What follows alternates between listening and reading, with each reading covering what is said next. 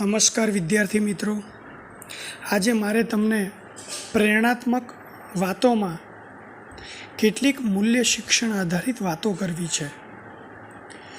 વિદ્યાર્થી જીવનમાં આપણે ઉત્તમ રાષ્ટ્રપુરુષોના ચરિત્ર પુસ્તકો વાંચીએ કે તેનું વાંચન કરીએ તો આપણને તેમાંથી જીવન જીવવા માટે કેટલાક અમૃત બિંદુઓ પ્રાપ્ત થતા હોય છે.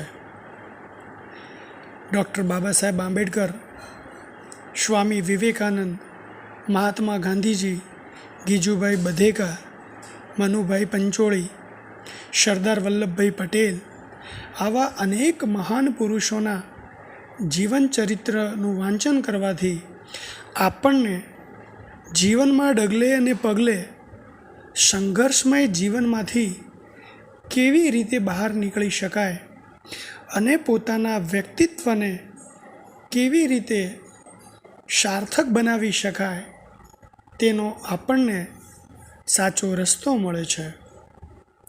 મારે તમને આજે વાત કરવી છે તામિલનાડુની એક દીકરીની કે જે ધોરણ 10 નાપાસ હોય, પરંતુ તેને પોતાના પતિ સાથે એક દિવસ જ્યારે એ પરેડમાં હિસ્સો લે છે ત્યારે તે એક સ્વપ્ન જોવે છે કે મારે પણ આવી રીતે લોકો મને માન સન્માન આપે, આદરની નજરથી જુએ તેવો હોદ્દો પ્રાપ્ત કરવો છે.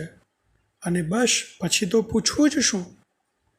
પોતાના પતિની સતત પ્રેરણા અને માર્ગદર્શન, પોતાનું એક લક્ષ્ય અને સતત કંઈક કરવાની ઝંખના તેને સફળ